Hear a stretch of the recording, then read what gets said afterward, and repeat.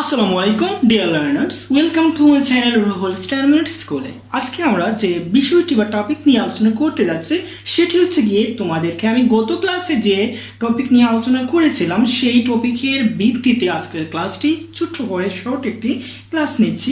সেটি হচ্ছে গিয়ে টেন্সের প্রকারভেদ নিয়ে আমরা আজকে জানবো।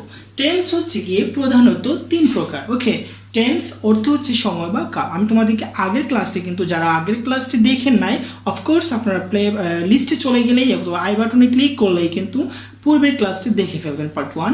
আজকে পার্ট 2তে আমি জাস্ট শর্ট করে তোমাদেরকে প্রকারভেদটা বলতে দিচ্ছি। পার্ট 3তে কিন্তু আমরা অন্য যে এইগুলোর যে পরবর্তী যে ক্লাসগুলো ব্যাখ্যাগুলো আছে সেগুলো নিয়ে আসবো। ওকে, আজকে হচ্ছে গিয়ে টেন্স আমি দেখাচ্ছি তিন প্রকার। আমরা জানি যে তিন প্রকার টেন্স হচ্ছে গিয়ে প্রেজেন্ট টেন্স, পাস্ট এবং ফিউচার টেন্স। প্রেজেন্ট টেন্স বর্তমান কাল, এটার অর্থ হচ্ছে, আর 2 পাস্ট টেন্স অতীতকাল, আর 3 যেটা ফিউচার টেন্স সেটি হচ্ছে কি ভবিষ্যৎকাল। আপনারা কি বুঝতে পেরেছেন? টেন্স হচ্ছে প্রধানত তিন প্রকার: present, past, future. Is it clear? এবং এই প্রত্যেকটা প্রেজেন্ট টেন্সকে কিন্তু আবার চার ভাগে ভাগ করেছে, ঠিক আছে? এই যে পাস্ট টেন্স এবং ফিউচার টেন্স, ঠিক আছে?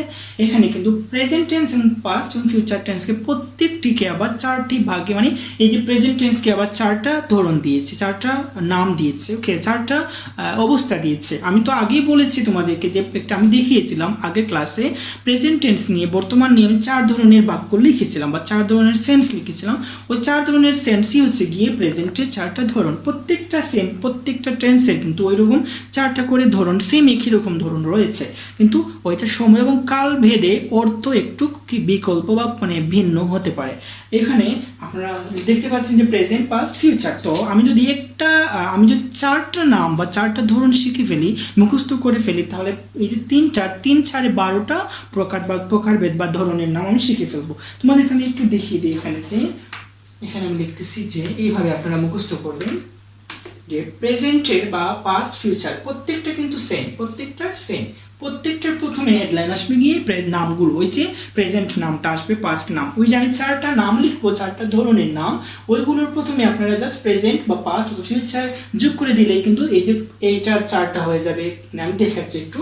এই যে এটাকে আমরা প্রথম, এই যে একটা ইনডিফাইনাইট, কি এটা ইনডিফিনাইট বা ফাইনাইট বলতে পারেন, ফাইনাইট। তারপর হচ্ছে কি কন্টিনিউয়াস, কি হতে পারে কন্টিনিউয়াস। তারপর হচ্ছে পারফেক্ট, তারপর কি এটার সাথে টি টেন্স।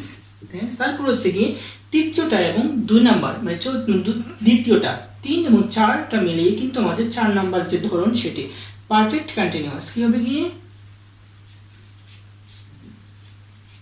Perfect continuous.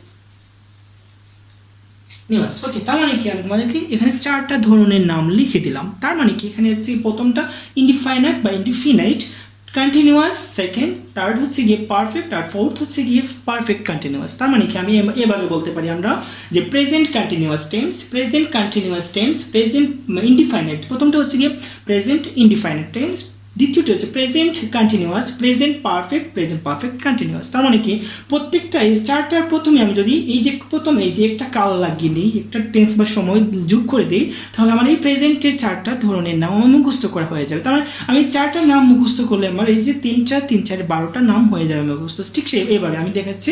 প্রেজেন্ট নিয়ে প্রেজেন্টের 4টা আমি যদি এভাবে মুখস্থ করি যে present indefinite tense, present continuous tense, present perfect tense, present perfect continuous tense, 4টা হয়ে গেল। তারপর past indefinite tense, past continuous tense, past perfect tense, past perfect continuous tense.